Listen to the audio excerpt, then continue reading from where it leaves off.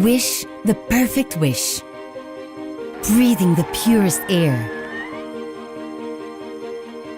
Gazing at the bluest waves.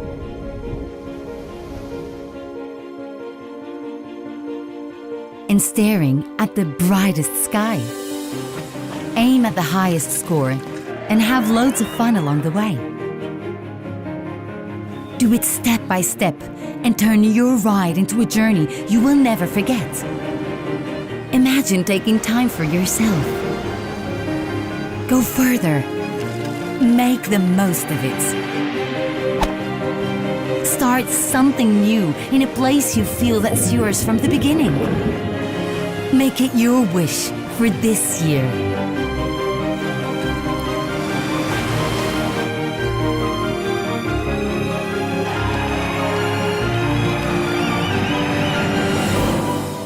Feel at home.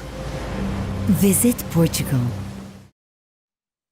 So hello everybody, and thank you for attending today's webinar, which I think will be very interesting, or rather I hope. We've got some fantastic guests. Before I introduce them, pleased to let you know that I am the Fine and Country Head of Growth globally, and we're talking about Portugal today. And Portugal has actually named Europe's leading destination in the whole of the world for 2020 at the World Travel Awards. And for those who don't know, we have in Portugal 15 UNESCO World Heritage Sites. Portugal is also the third safest country in the world and the safest of all those in the European Union, according to the ranking in the Global Peace Index for just last year, for 2020. Portugal is very much the flavour of the moment today, and I'm very pleased to welcome Charles Roberts and of course Nuno Durão, who are from our office in Lisbon on this Fine and Country webinar, as well as very, very pleased to introduce José Roquette. He is from one of the most prodigious tourism and real estate brands, namely Pestana. Welcome, José. And we're also planning to hear live the testimony of a special guest today in John Dobson. He's the coach of the South African rugby team Stormers, and he lived, played and coached the Cascais rugby team in the 90s. Unfortunately, due to unforeseen circumstances, John can't be here live with us today, but we do have a recording of a fantastic interview that he did with Nuno yesterday. So we'll be playing that at the appropriate time. So once more, thank you again for taking your time to be with us today. And we're looking forward to sharing some valuable information with you all. Of course, some of you may have a few questions, and I've disappeared. Some of you may have some questions. Please do put them in the chat. They'll be recorded and you'll be contacted at the after the webinar's finished. So before we play the video, what are we going to be talking about today? Now, we have three main considerations as we go through this webinar. First of all is to really address why and how tourism in Portugal has developed so much, and what are the main motivations behind that very accelerated growth. We are looking to introducing you to our trusted connection in Portugal. As we know, trust does go a long way in this business. And of course, we also want to exploit what the relation is between tourism growth and the real estate market. So those are the topics that we're going to be mainly covering today. As I said, please do put any questions you have in the chat and they will be answered after the webinar. In the meantime, as I said, unfortunately, John Dobson couldn't be here live today, but we do have a video of his recording from earlier in the week. If we could please play that.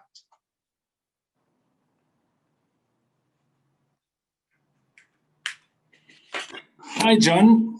Great to see you, in fact. And welcome to our webinar. The first thing I want to know from you, because we are living these days, in fact, and we were talking about Portugal, but now I want to hear a little bit, how is COVID affecting the life in South Africa? Yeah, I think it's not as bad as we thought it would be in the poor area, like in the townships, because I think there's a large degree of immunity because we've had lots of years of problems with tuberculosis and HIV and things. So our people are quite well immunized, but we've also reached perhaps we've reached a dark place in that our hospitals are also full. The worst thing is the government's banned alcohol. So for I heard about it. 1 month, you can't drink. You can't have. You can't. Yeah, it's the second time they've done it, the bastards. So we should start smuggling it. Yeah. No, but it's probably similar to what's going on in Europe. We've hit a bad second wave, and our country's tightened up. But because we're such a poor country, I think maybe some economic restrictions are not as bad as Europe because I simply cannot afford it anymore. Poverty levels are very high. Yeah.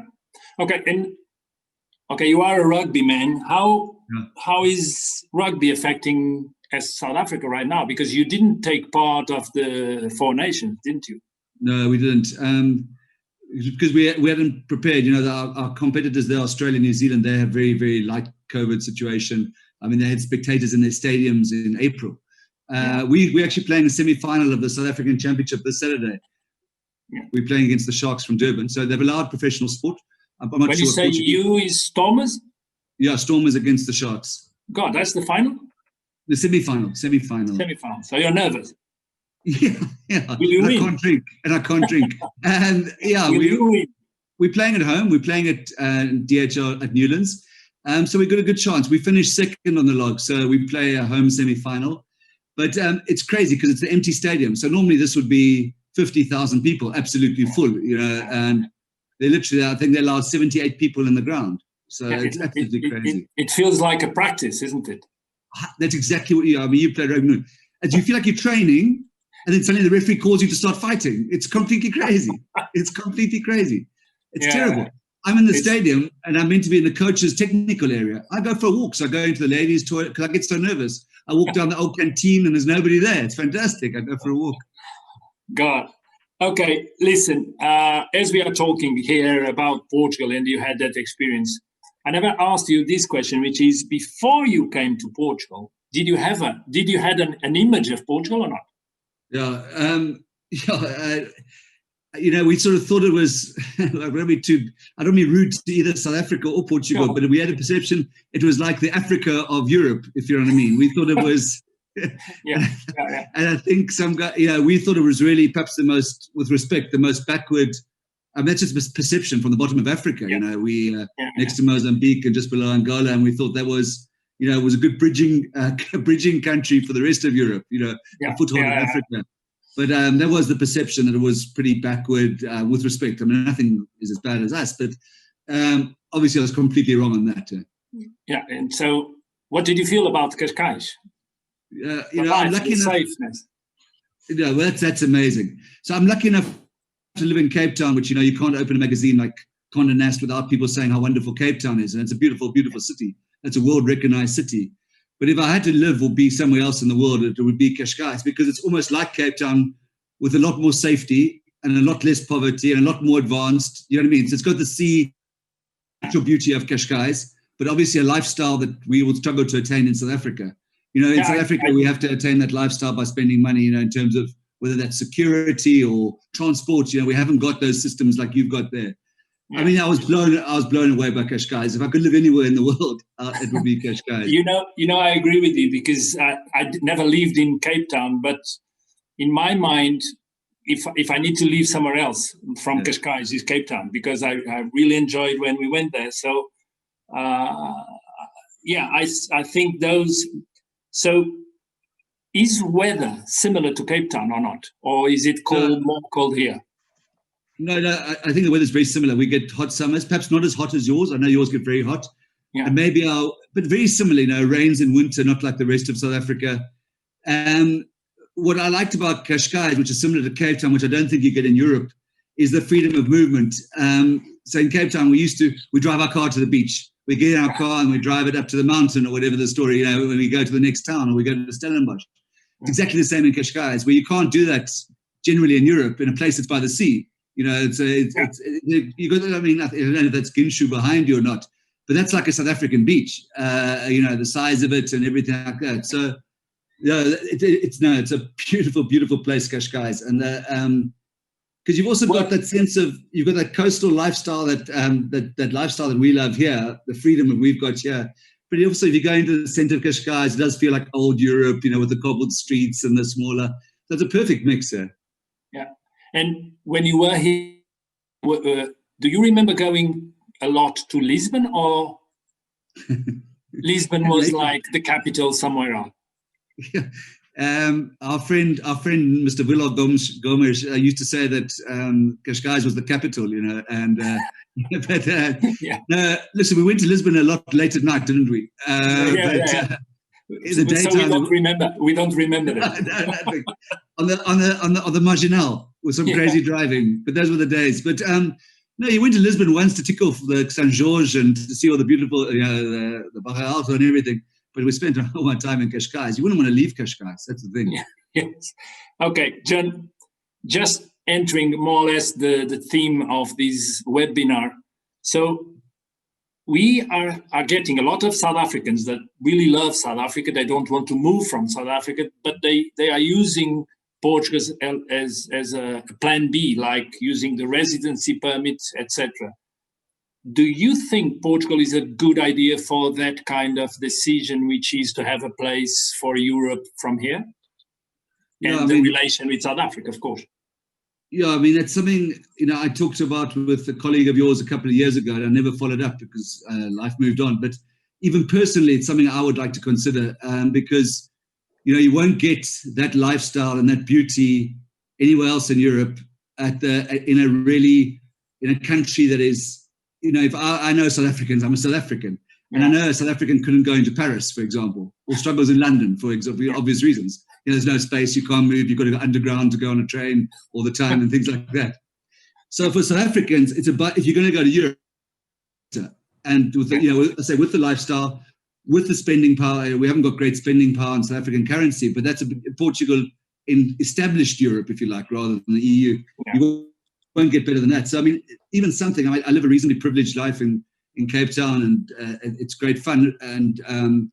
But I will get fired as a rugby coach someday because every coach gets fired. And something like Cascais, I mean, I'll probably have to have this conversation with you offline because it's something that personally I've discussed with my family, given there can be no better option for South Africans if we had to leave South Africa or wanted to leave South Africa to go than Cascais. I'm not saying to be nice to you, just because I know Cascais so well. I know the place so well, and I loved it. I mean, I wouldn't have come there 5 years in a row if I thought it was a poor place, you know what I mean? And kept friends there and everything, yeah. Great, John. Listen, I know you are a busy man. I just wanted to have a chat with you. I wish you the best for this weekend. It's a strong game. Yeah, it's a big game. And hope to see you back here as soon as this COVID goes away and you come back and we join here. Yeah? Perfectly. Thanks, Nuno, very much. Very nice to see you again. Thanks, John. Bye, John. Bye. So thank you very much to John for recording that, and apologies to everyone that he couldn't attend live today. I hope that was very informative for you.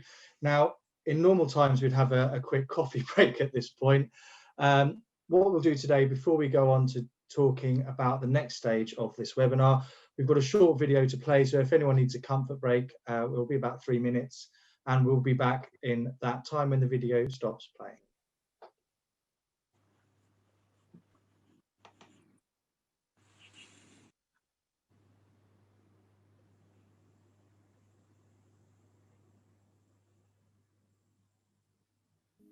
It's time to stop. It's time to look out for each other in the distance. Time to stare humanity in the eyes. To take a break for the world. It's time to stop. Time to make a pause so we can play again. To think of everyone and meet no one. To reset. Recenter. Switch off. To move on. Time to change our little world. To calibrate the path of mankind. It's time to stop. We are meant to connect and we are stronger together. But separated, we are today more united than ever. And for now, our main strength is to be apart. It's time to stop. Nature, landscapes, beaches and monuments aren't going anywhere. They will still be there waiting for a better time to be lived. And we must do the same for a while. It's time to stop. The perfect time not to visit anything. Sometimes to rise is to stand still. It's time to stop. Stop and think of ourselves. Think of everyone else too. It's time to stop and refocus as a whole for all. It's time to understand and respect our times. Respect one another. The faster we stop, the sooner we will bond again. It's time to dream of those amazing days to come.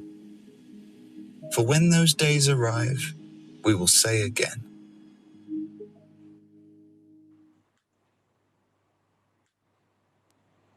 Fantastic. Okay, so I'd like to introduce everyone now to José Roquette. There's a few things that we're going to be talking about here, so I'll be asking you various questions, and it'd be great if later on Charles can come in. So what do we want to talk about here? So we'd like to talk about the perception of tourism in Portugal, both pre-COVID, now at the moment, of course, we need to address it, and the future of it. I'd love to tease some information out of you on that phrase that everything starts with a night in a hotel. And there's a few other things that would be great to cover off, like the weather in Portugal, the safety of Portugal as a destination, and of course, the new brand CR7. So Jose, Pestana is a very well-known Portuguese brand, and with hotels all over the world. Can you please give us and of course everyone watching a brief introduction to what Pestana is, please? Sure. Hi, everyone. Thank you for the invitation. So a bit about Pestana. So Pestana is by far the largest hotel group in Portugal, hospitality, market leader, of course, among Europe's top 10. And we are now present in 20 countries. We have one shareholder. Actually, he was born in South Africa, born in Johannesburg, but a Portuguese immigrant born in Johannesburg.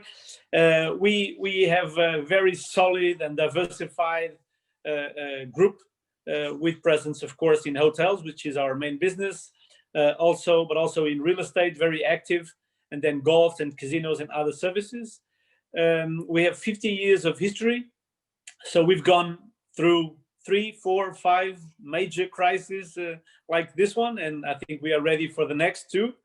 And more and more important to say, we have this focus on sustainability, both on the social and on environmental side. So this is more or less about Pestana, but you can find a lot of it online whenever you want. Great, no, thank you. And looking at the attendees, we've got property professionals from all over the world, and just from looking at the chat, I can see there are people who are looking to buy in Portugal. Now, obviously, from the perspective of the rest of the panel, we're professional real estate agents. We've got interest in investments and second homes. That's our main day today. But do you have, as Pestana Group, real estate opportunities? Sure. We have been for the last, let's say, 20 years. So more or less half of the history of the group, we started investing in real estate, and we have been very, very active in the Algarve over the next 15 years, the last 15 years, and in the last 10 years we've been very, very active in Troia, which is like an hour drive from Lisbon on the coast. We are now active in some urban projects in Lisbon, but also in Madeira and in the Azores. So we have quite a portfolio of real estate projects going on. All of them, we have to say, very well, because during this pandemic, tourism suffered a lot, but real estate was perceived as a value that was like a refuge value, and we felt it in many areas. So we are now trying to buy more land, actually, to develop new projects. It's getting a bit more expensive, but we are still very active, and we anticipate this year to be again a fantastic year, because last year it was real estate that really somehow saved the group's operations from the crisis. Okay, no, brilliant. And before we address and forgive me if this is lost in translation, but the elephant in the room of COVID, as a segue, let's go back 11 years. How did Pestana, and in your opinion, of course, how did Portugal and your group overcome the crisis in 2010? Well, I think that crisis affected, of course, everyone, but much more those who were in a more fragile financial position. That was not our case. As I said, we have one shareholder, and he's a very, very conservative person. So we came to the crisis with a very solid balance sheet as we arriving to this one too. So it was like a matter of being patient. Maybe the only disappointment was that we expected that new deals and opportunities would come from the crisis. But in fact, I think that with all the government support to the banks, that was a bit delayed. But of course, we got some opportunities there. So I think that we learned, most of it we learned from the crisis.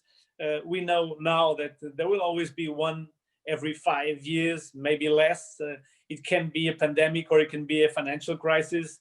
I think it's part of our human nature, and I think it will be there. The crisis will always be there. We just have to be ready for them. Fantastic, thank you. So bounce back from 2010. Do you want to give us a brief overview of where you've got to up until March last year, and then Sure. how COVID has affected things over the last Sure. So I think it's important to say, and this is valid for Pestana, but for all, let's say, hotel operators and even leisure developers in Portugal, which there are many, as you know. I think that we had until 2019, Portugal had like a golden period of 8-7 years of fantastic growth in tourism.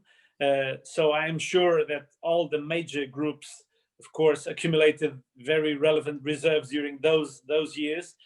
So those were fantastic years. We have the opportunity of opening approximately 20 new hotels during those years in different countries. So we have now opened from Morocco to New York, from Miami to Amsterdam. So we have been very, very active.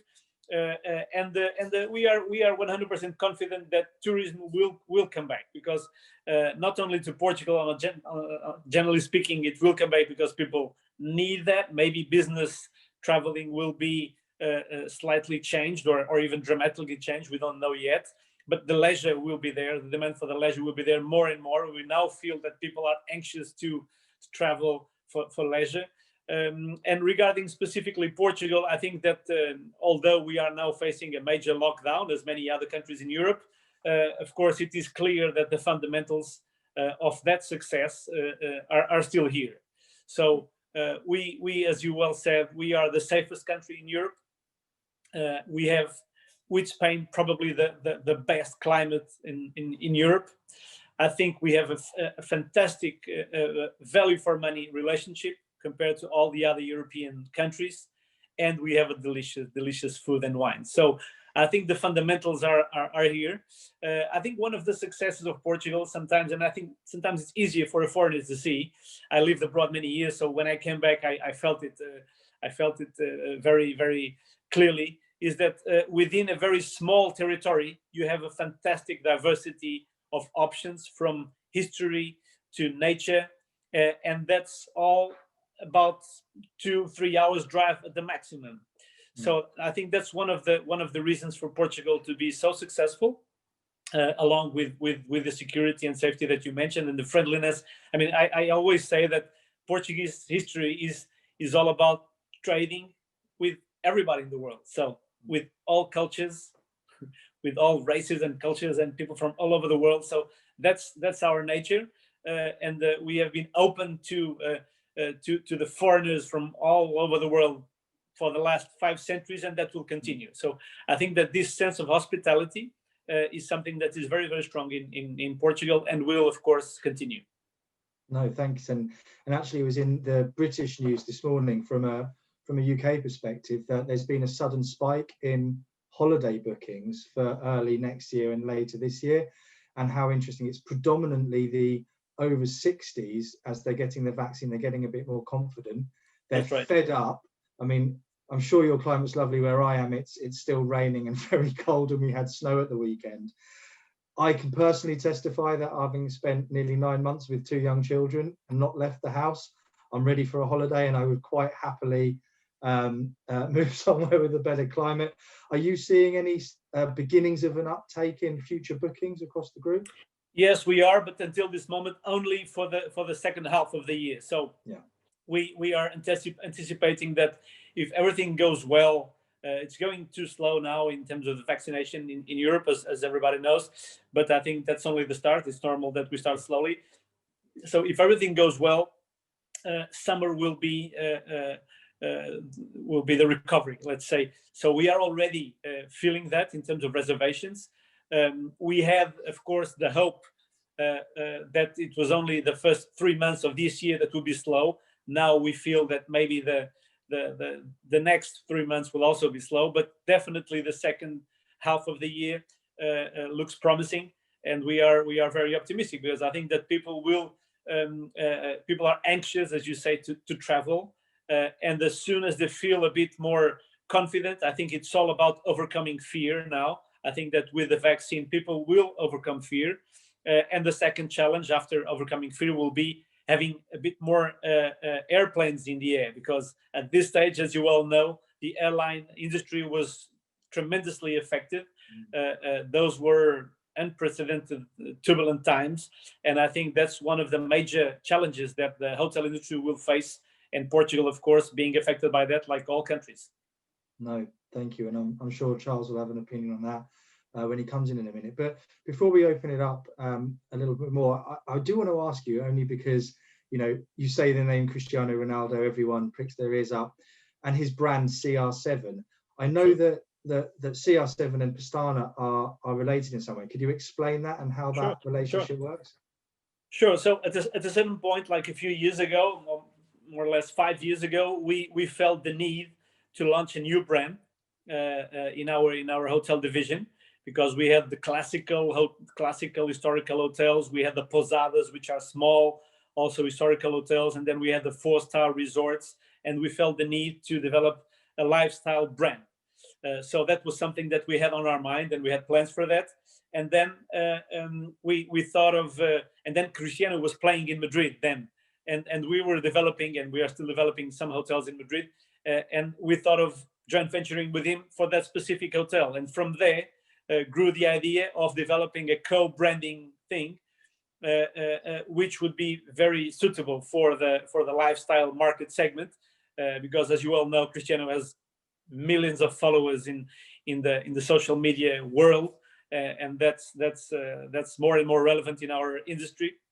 So for that specific brand, we have a 50-50 JV with him, in which we co-invest in the properties, and of course we co-brand, as it is clear, and Pestana, of course, handles the management. So it's a very clear JV. It works very, very well. We have only 2 hotels open, but another 5 on the pipeline. 3 of them will open this year for sure. Wow. Okay. So aside from that JV, I do know that you launched a new development in Comporta during the last global pandemic. So is the fundamentals, as you said, are sound in Portugal. Are you confident that Portugal will overcome the crisis? And how do you think the markets have reacted over the last 9 months, and then will react as we start to see that return to, if not normality, a new normal post-COVID? Sure. I am 100% confident, and not because I'm Portuguese, or I think that that when you look back at how Portugal reacted to so many crises that it faced, you know, from the emergence of democracy, the revolution itself, and all the political turmoil. So what can we learn from there? We can learn that Portugal might not be the best country in terms of planning for the next 10 years, like the Germans are so good at, but we have a tremendous flexibility when it comes to facing crisis. And I think that, again, will be probably the key for overcoming this tremendous situation. I am sure that the fundamentals are still there. We are I think much more. We will come to this to the end of this pandemic in a position which is much better than we were 10 years ago, because since we had 10 years of fantastic boom of tourism, we now are coming back to the market with a country that is much more open to foreign tourism and to foreign investment. Because as you all know, along with the tourists comes the investment, be it in hotels or in second homes in Portugal. So we are now trying to really to speed up our development process to make sure that we have sufficient inventory when the market returns. And in the real estate, we are already running short because we as you mentioned, Comporta, after developing a fantastic project in Troia, which is very close to Comporta, like an hour drive from Lisbon down south, it was a 350 units resort by the sea, which we sold completely last year. And at the end of the year, in 2 months, we launched and sold without any marketing the Comporta project. So we somehow feel that we now need new projects for 2021 and 22, and we are very, very actively looking for those. Great, thank you, and thanks for all of that. Really good insight. It's lovely to hear how positive you are and how well it sounds that you're coming across, especially with the fact that although you have a focus on Portugal, you're coming to us with that global perspective. So bringing in Charles now, in Lisbon, you also have a very good finger on the pulse. The question I'd like to ask you, Charles, is that link between tourism and second home? Can you just put some flesh on the bones of that, please? And you're muted. Unmute myself. Yeah, sure, Daniel. Hello, everybody. Thank you for attending. Thank you, José, for that very good overview of Pestana. Before I actually answer your question, Daniel, I want to just give you an example of how things are not completely dead and how small the world is. But a week ago, or less than a week ago, about 3 or 4 days ago, we had a mini rehearsal for this website, and I had an inquiry from a South African client who I've never met, who said to me, Charles, I'm absolutely desperate to do the golden visa. I need a property of between 500,000 and 600,000 that you can tell me that I'll be able to sell it in 4 or 5 years' time, and maybe I can rent it out in the meantime. I've been recommended to you by a company of lawyers. And so I said to José, do you have anything? He said, yes, I do. Central Lisbon, in a place called Saldanha, we've got a couple of units left, 530,000 or 535, I can't remember. So I emailed my guy and said, look, this is what I've got. This is from Pestana Group. You will know them from South Africa, etc. He said, Charles, that's good enough for me. Go ahead, do the instruction, say yes. Yeah? So things do happen, even though there are no people here.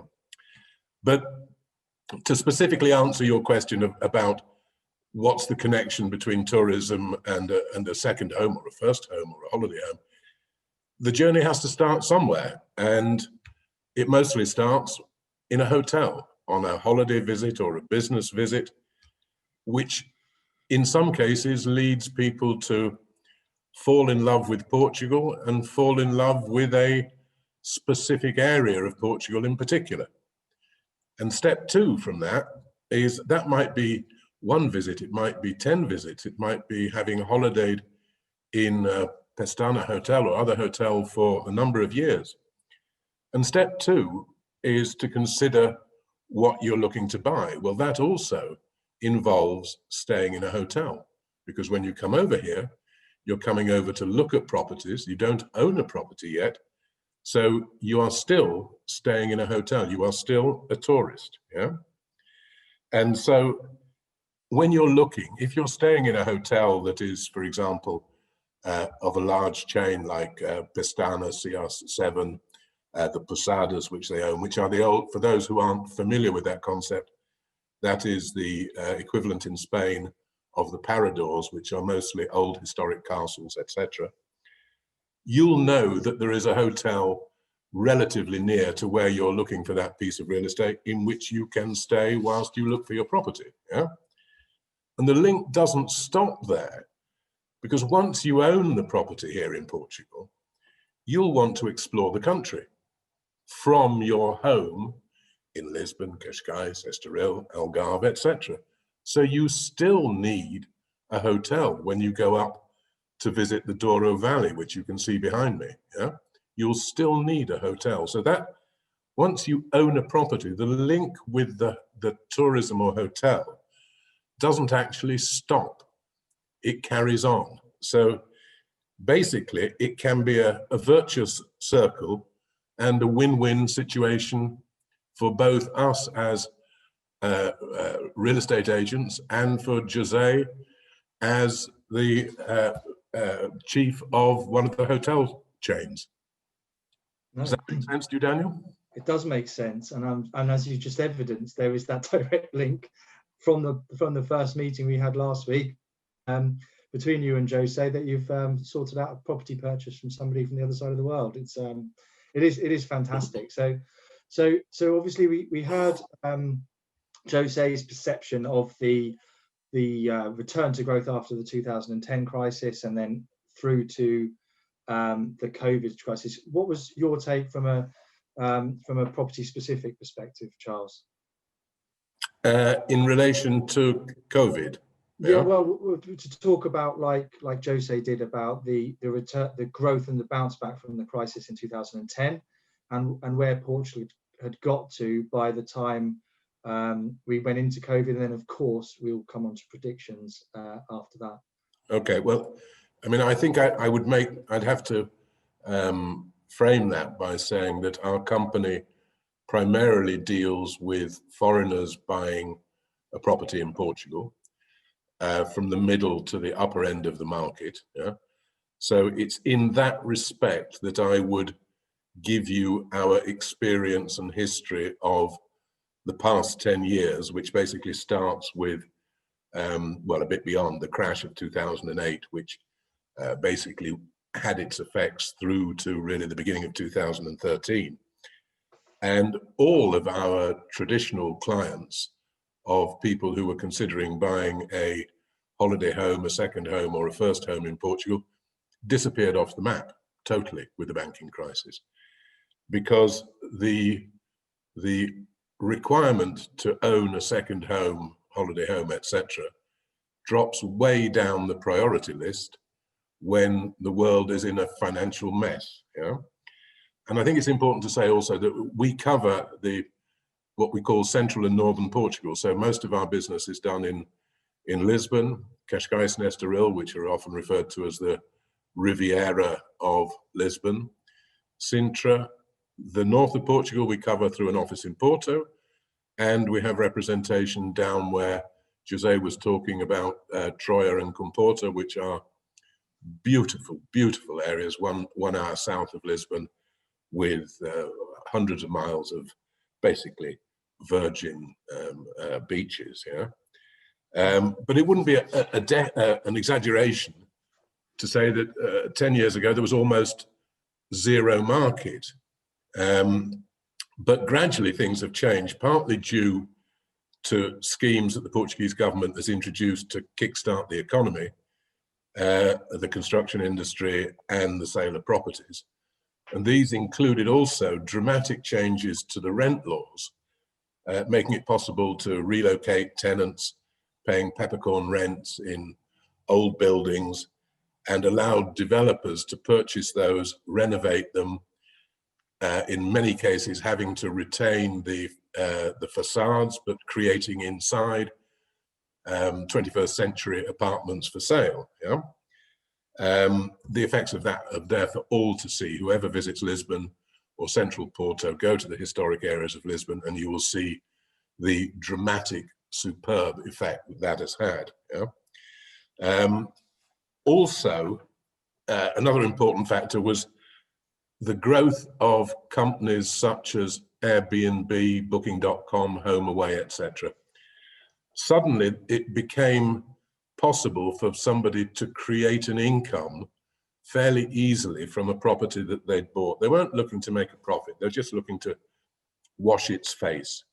And it often applied that properties that previously were unattractive to investors because they were in central Lisbon, they had no parking, so they were not a place you'd want to live, was exactly the right property to put in an Airbnb, because the tourist doesn't want any parking, he doesn't want a car, he wants to be able to walk to everything. and he can get an income out of the property. So that created another new niche market. And these were augmented also by two major changes. One was the Golden Visa project, which basically started in earnest in 2013. I'm sure all of the audience know basically what that is, but if you are a non-EU citizen, via many routes, but the most popular being the purchase of a property above 500,000 euros, you can get a 5-year residency permit in Portugal, valid throughout the whole Schengen area. And basically on top of that, at the end of the 5th year, you have the option to apply for a Portuguese passport. For those in Britain who may be considering this now, you can have a Portuguese passport and you don't have to sacrifice your British passport, because as a British citizen, you can have 2 nationalities. But the scheme is only available to non-EU citizens, yeah? And then on top of that is the non-habitual tax residency scheme that basically offers foreigners the opportunity to benefit from taxation rules in Portugal for a guaranteed period of 10 years. And the scheme means that you'll pay negligible tax on your pension and investment income here in Portugal, and in most cases, 0 tax in your country of domicile. So those 2 schemes, the Golden Visa and the tax scheme, created a surge in the property market in prime areas of Portugal. And for those of you, I have seen on the side here, there's some chat messages coming in. For those of you who want more details on the tax scheme or the Golden Visa, although we can give you generalized replies, you are much better seeking advice from property and tax lawyers here in Portugal who'll be happy to help with you. Yeah. So all of this created a boom from basically 2013 to about 2018, when during a period basically when demand exceeded supply. Yeah. Since then, the market has somewhat stabilized, and I'd say the prices are rising by about 5% per annum. Yeah. And 2017 to date has seen a return of that traditional market in Portugal, pre-2008, of people looking to buy a second home, a holiday home, or coming over here to live permanently, because all these things of golden visas and tax schemes, etc., didn't exist pre-2008. And that was the market that disappeared in 2008. But that market is now back, and it's reinforced by those other schemes that I've mentioned. Yeah. And although the market is obviously affected by COVID, that other than the example that I just gave you of the South African, people can't travel, and you're not going to spend €1 million normally on a property in a foreign country without being able to set foot in it and see it. So we are somewhat on standby, but the volume of inquiries that we are receiving has not diminished whatsoever. And I don't mean just generalized inquiries, I mean specific inquiries about specific properties. So I believe that when we finally, as José said, can have aeroplanes, yeah, we are going to have a bounce back surge. What that will be followed by, I'm not quite sure, but we are definitely going to have a bounce back surge. No, thank you. That elasticity of demand is always strong. It's either it never rains but it pours with our industry. It's either on hold or springing back, and who wouldn't complain if it was just steady? But no, really interesting. And I think I've been speaking to a lot of our officers around the world over the last the weeks and of course the months throughout COVID, and there's a really interesting trend of specifically from the Park Lane office with that behind me, we're seeing a lot of international buyers, whether it's Hong Kong or South Africa or even America. There's a lot of geopolitics going on at the moment, and people are investing into London. The people selling in prime central London are moving out to the outside of London, the Richmonds, and then those people are moving out to the home counties. But that sudden movement of people, they're buying houses outside of London that are 4 times the size or even have a garden at half the money. They're clearing their mortgage.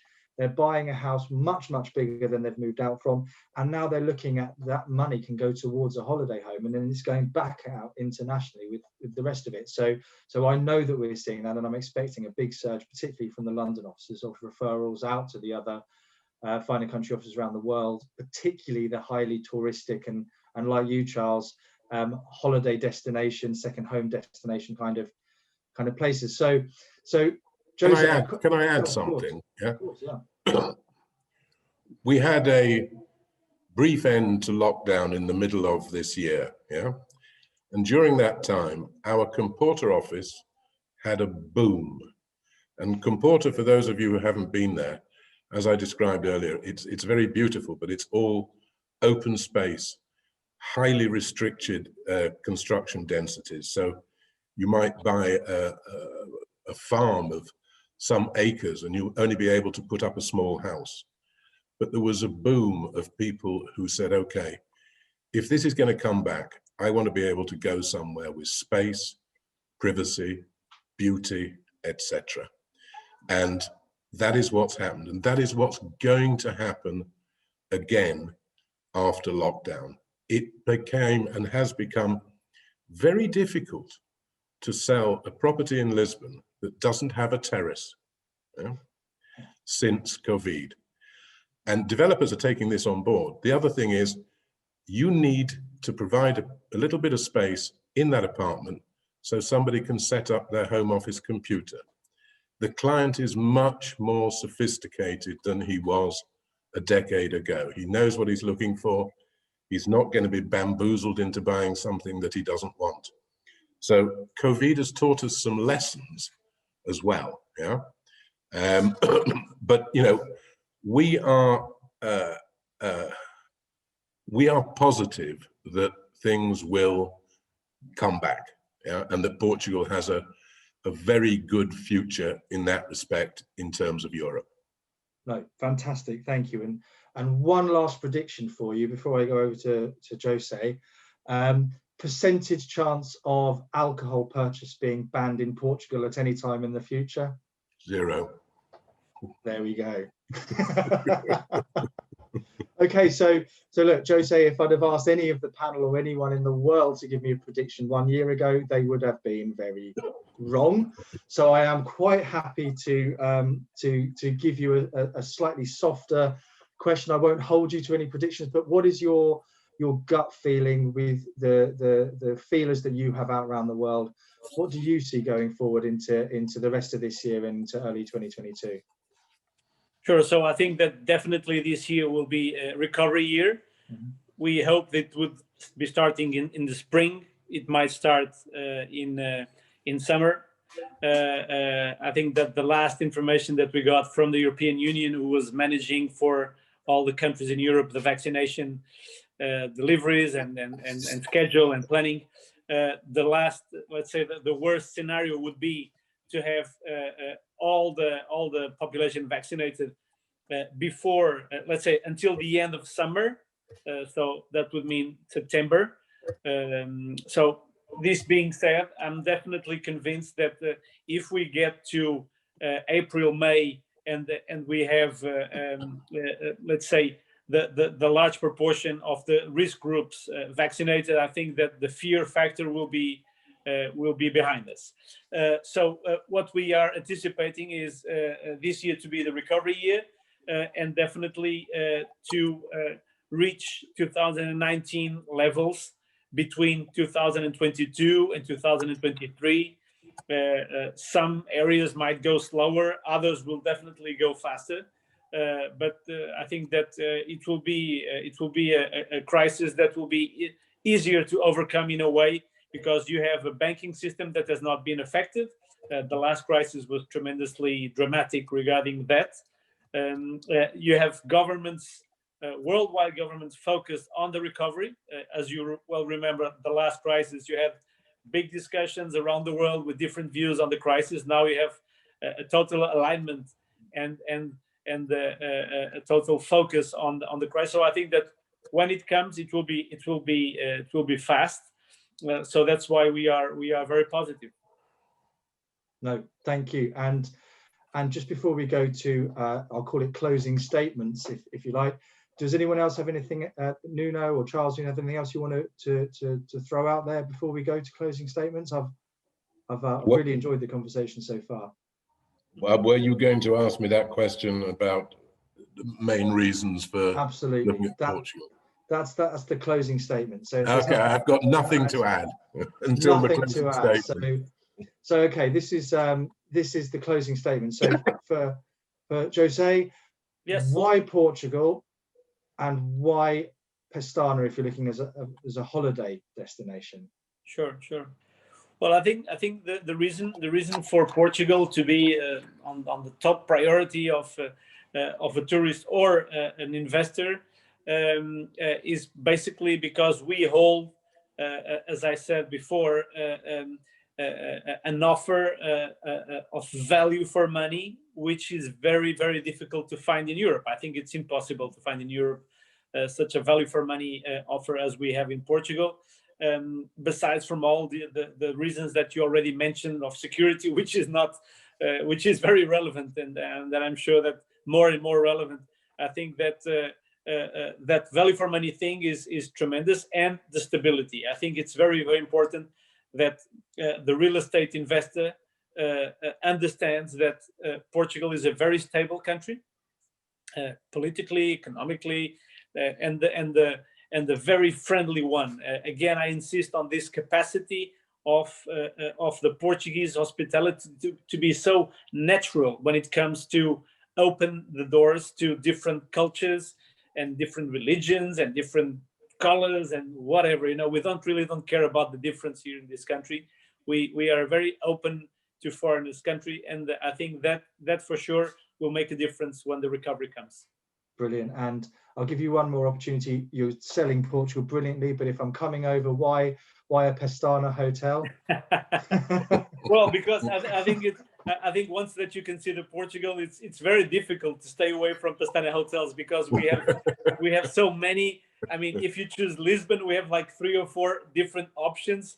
If you choose the beach, we have like, I don't know, 10 or 20 different options. If you choose to be in inland and historical cities, we have like 40 options all around Portugal and historical cities. So for sure, I will find you in a Pestana hotel, because it's going to be hard to run away from all the Pestana hotels. Great. Well, if when flights are back on, if you need anyone to come and quality control check them all, then I will volunteer to do that. Okay, very good. So a challenge now for Charles and Nuno. Try and give it in 2 words if you can, but of course it's your webinar, you can elaborate as much as you need. But Charles, 2 main reasons to visit or find, of course, find a second home in Portugal. Well, if any of you have actually attended any of the previous webinars that we've done, you're going to be very bored now, because I'm going to repeat the same thing that I've said before, because I believe in it so much.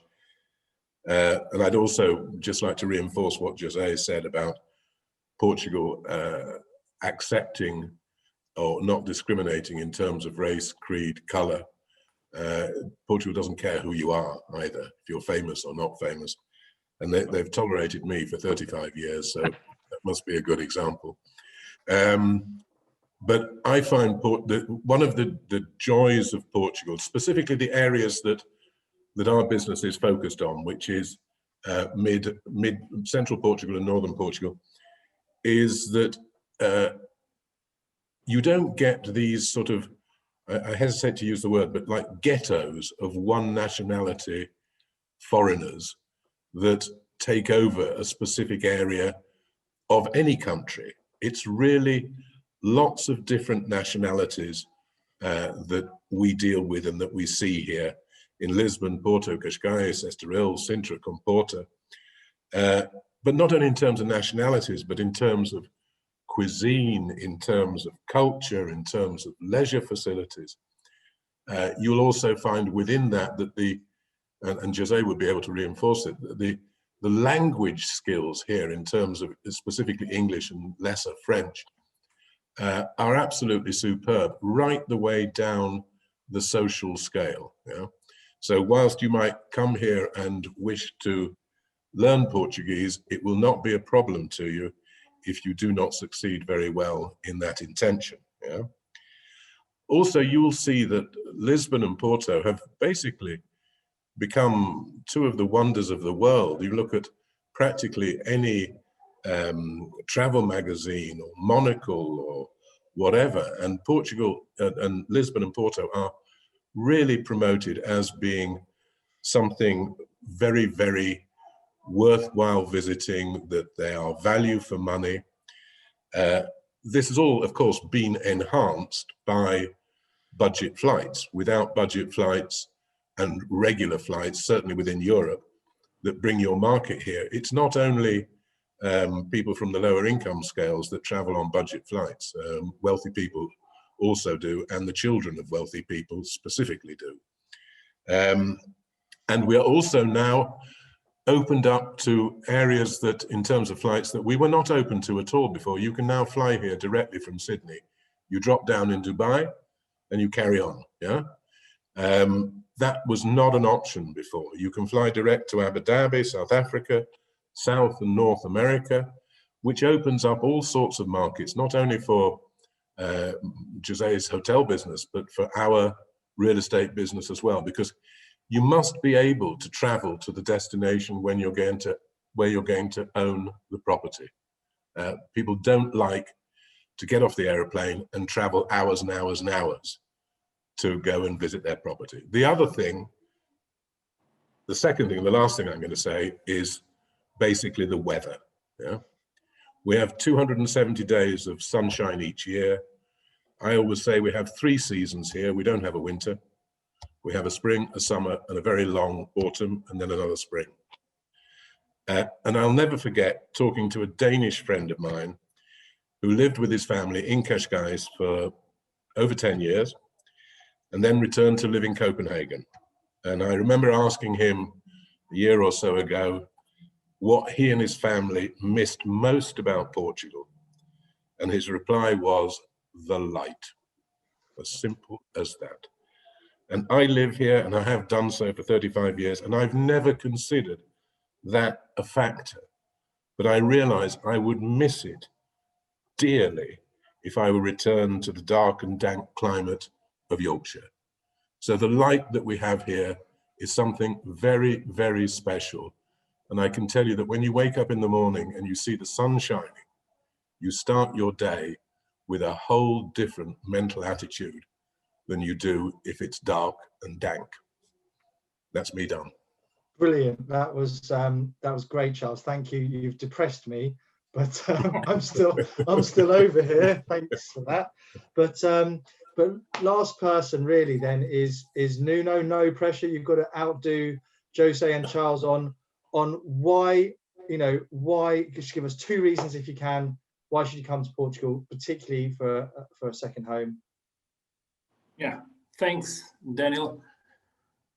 Yeah, it's difficult to choose the 2, but I will try to be as a resume more easy. So, in fact, one of the reasons I think Portugal is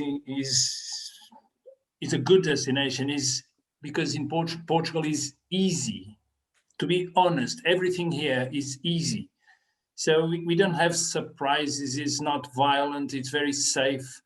So if you swim in an ocean, there's no sharks, there's no animals on forests. I don't know. I traveled around the world, and I love Australia, for instance, or United States, but the rules and the planning, you can feel it. So if you do something wrong, if you are drunk from a discotheque and you find a policeman, you don't have a conversation. Here we are a Latin country where you still have a conversation and you can play with it, and it's a very easy country in this point of view. Another thing that I think Portugal is, I would say, very easy. It's the distances. José was saying that. So we bump a lot of times with clients that say, "Oh, my house cannot be more than 1 hour driving from Lisbon," and that concept doesn't work in Portugal. Here we drive 5 minutes, 10 minutes. So this is very easy. If somebody is 1 hour away, he's in Spain So this is small and funny. So, and from John's conversation, you could hear that it's very easy, in mainly Cascais more than other places, where you can drive everywhere and stop your car in front of a restaurant, or you go to the beach and go by car easily. So life in Portugal is very easy. The other part is the language. I can promise you, we had a lot of clients in Chinese that, I don't know, we never had Chinese tourism, but after, I would say no more than 1 or 2 or 3 weeks, people were already telling to the Chinese on the restaurant, ni hao. So we immediately start trying to communicate with their own language. So you don't even need to talk Portuguese to live in Portugal. Everybody will adapt and try to communicate. So Portugal is a very easy place. Geographically, as you know, is in the middle of everywhere. So if a South African wants to go to Europe or United States, Portugal is quite in the middle, connecting everywhere. And I think that is one of the most important thing. The other part is affordable. So we are in a real estate area, and we didn't talk yet. And to that numbers, I would say that I figured out a magic number in the world. So the magic number of 3,000 euros per square meter, I would say that is cost everywhere. So if you find for a new product, so of course, if you buy a second home, an old home is cheaper, but 3,000 is reasonable.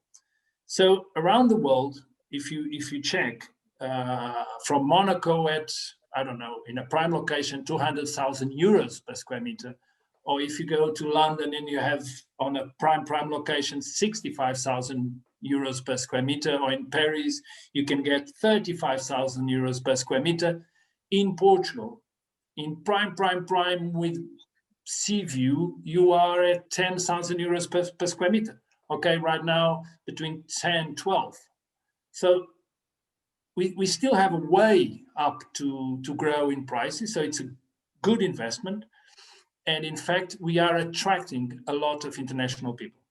I remember that Algarve is known everywhere in the world. And so I would say that these would be the third reason, which is the motives. So when people buy a second home, they must have a motive. It's not just because it's a nice beach or, oh, I love the food. That is tourism. To buy a home, you got to have a little bit more motives. And that happened in 2013, to be honest. So Algarve was really, really known from the 60s because Cliff Richard bought a house there. And if you tell me, give me another name in Algarve that from that period that you know, I don't remember. But from 2013, Monica Bellucci, Louboutin, Philip Stark, Eric Cantona, Fassbender, Madonna, a lot of people really known in the world used Portugal as a second home. And that movement is motives. So and people that are listening, I saw some questions today. What are the biggest motives? And it was in fact those two laws, the golden visa and the tax benefits. So as tax benefits are so depending on the origin of the person, that's why Charles said, of course, we can give an idea, but attracted a lot of people we know and should be with a lawyer. The golden visa have been on the news recently that Portugal will put in place some laws to not allow anymore a golden visa. When you buy 500,000 euros property, you have a golden visa. It's quite a simple process, but a lot of conversation about that. It will end in Lisbon and Porto or in the main cities.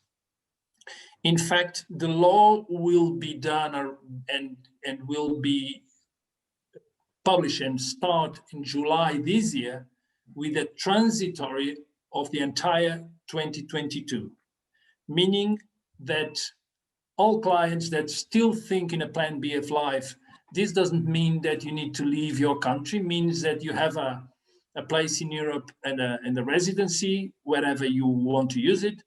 And so the golden visa, you still have time. Even after July, you can have a golden visa in Lisbon or in Porto during the year of 2022. So it's still a good motive. And of course, now what we are feeling is a lot of people that did a golden visa in Lisbon are now buying a property in Cascais, for instance, or the friends of the people that had a golden visa, now they also want to have a house. So as Charles said, I'm pretty sure, and we will be very, very busy after, I would say, May, June, July, pretty sure this will be very, very busy. And it's a great investment, because when it picks up again, who bought first will earn a lot of money, as it happens in 2013. And I think that's enough. If you have any question, I'm here. Brilliant. Thank you so much. So from the obvious residency and tax benefits through to the cosmopolitan nature, the weather, I could really do with some vitamin D. And just not only that, is how easy, and then of course, critically, how affordable it is. Portugal is a fantastic destination, whether as a tourist or as a future second homeowner. I'd like to thank the panel. Thank you so much for making it so easy to moderate this conversation. For any questions, at the end of this webinar, both Charles and Nuno's contact details will be available. Please email them. And on that note, a big thank you from Fine & Country as a whole, as a global brand. Thanks again to José, and we'll leave you with another fantastic video recording. Thanks again. See you all very soon, hopefully in person. Thank you, Daniel. Thank you, José. Bye. Thank you.